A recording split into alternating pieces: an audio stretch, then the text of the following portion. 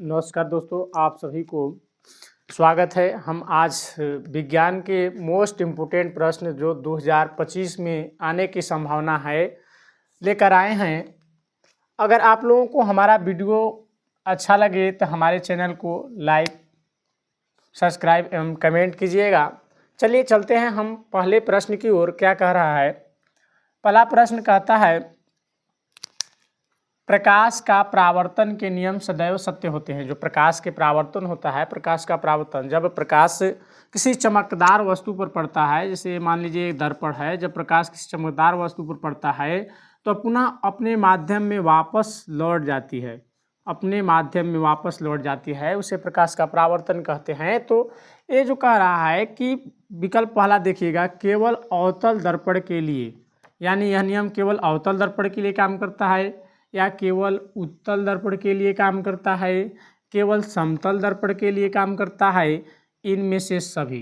यानी अवतल दर्पण भी चमकदार होता है, उत्तल दर्पण भी चमकदार होता है, समतल दर्पण भी चमकदार होता है, अतः इनमें से सभी के लिए प्रकाश के परावर्तन के नियम काम करते हैं। तो ये हमारा डी हो जाएगा। दूसरा प्रश्न कहता है, दूसरा प्रश्न देखिएगा, किसी वस्तु का आवर्धित काल्पनिक प्रतिबिंब बन सकता है। आवर्धित का मतलब होता है बड़ा, आवर्धित का मतलब होता है बड़ा, यहाँ कर लीजिएगा बड़ा हो जाएगा, नहीं आएगा तो समझ में कर लीजिएगा। काल्पनिक का मतलब हमारे प्यारे बच्चों होता है आभासी, आभासी।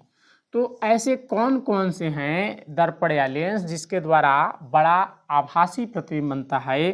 तो देखिए, पहला ए कह रहा है, पहला देखिएगा ए कह रहा है उत्तल लेंस द्वारा, उत्तल दर्पण द्वारा, अवतल दर्पण द्वारा, ए और सी दोनों। तो पहले विकल्प के माध्यम से अगर इसको छांटना चाहते हैं तो देखिएगा, जो उत्तल दर्पण होता है मेरे प्यारे बच्चों, उत्तल दर्पण के द्वारा हमेशा प्रतिबिंब जो बनता है वह छोटा आभासी बनता है, अर्थात यहाँ बड़ा नहीं बना। तो ये तो हम लोगों का कट हो जाएगा, ए बी जो होगा बी नहीं होगा, कन्फर्म हो गई।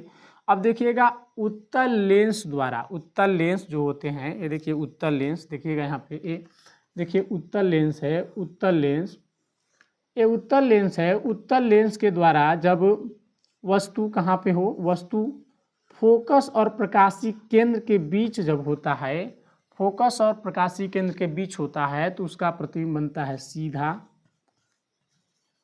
सीधा, सीधा बनेगा तो आभासी बनता है, आभासी, आभासी तथा वस्तु से बड़ा बनता है, वस्तु से बड़ा, वस्तु से बड़ा, अर्थात ये होगा। अब हम चेक करते हैं अवतल दर्पण द्वारा, अवतल दर्पण द्वारा मेरे प्यारे बच्चों, ये देखिएगा अवतल दर्पण होता है, अवतल दर्पण। अवतल दर्पण किसे कहते हैं? जो उभरे हुए तल पे पालिश किया होता है तथा दबे हुए तल से प्रकाश का परावर्तन होता है, उसे अवतल दर्पण कहते हैं। तो ये देखिए, जब इसका यानी कि ये ध्रुव हो गया और एक क्या कहते हैं फोकस हो गया। जब ध्रुव और फोकस के बीच जब वस्तु रखे होते हैं मेरे प्यारे बच्चों, ध्रुव और फोकस के बीच जब वस्तु को रखते हैं तो उसका जो प्रतिबिंब बनता है, उसका प्रतिबिंब आभासी, सीधा तथा वस्तु से बड़ा बनता है। तो यहाँ हो जाएगा, देखिए ये दिया है, यानी ए और सी दोनों हुआ। तो डी विकल्प में क्या कहा है? ए और सी दोनों, तो ए और सी दोनों हो जाएगा। अगला देखिएगा प्रश्न नंबर हम लोग तीसरा देखते हैं। प्रश्न नंबर तीसरा क्या कहता है, अगर आप लोग ध्यान से देखिएगा, अत्यधिक उच्च प्रतिरोध वाला पदार्थ कहलाता है। अत्यधिक उच्च प्रतिरोध वाला मेरे प्यारे बच्चों, देखिएगा प्रतिरोध किसे कहते हैं, हमें यह जानना है कि प्रतिरोध किसे कहते हैं। तो प्रतिरोध किसे कहते हैं, तो प्रतिरोध आप लोग बताएंगे कि प्रतिरोध किसे कहते हैं? जो विद्युत धारा के प्रवाह में रुकावट डालता है, मतलब उसमें जब धारा जाती है, विद्युत धारा जाती है तो विद्युत धारा के प्रवाह में जो रुकावट डालती है उसे प्रतिरोध कहते हैं।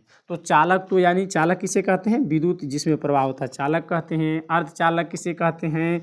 जो विद्युत धारा में हल्का फुल्का प्रवाह होता है, पूर्ण रूप नहीं होता है, उसे अर्धचालक कहते हैं। अति चालक, अत्यधिक चालक मतलब विद्युत धारा का ज़्यादा जिसमें प्रवाह होते हैं, जो विद्युत धारा के सुचालक होते हैं बहुत ज़्यादा, यानी कि कह सकते हैं जैसे सिल्वर, चांदी, ये सब हो गए, ये हो गए। अगला कहेगा, अगला है विद्युत रोधी, यानी विद्युत रोधी जो विद्युत धारा के प्रवाह को रोकता है, अर्थात ये हो जाएगा डी वाला विकल्प, ये सही हो जाएगा मेरे प्यारे बच्चों।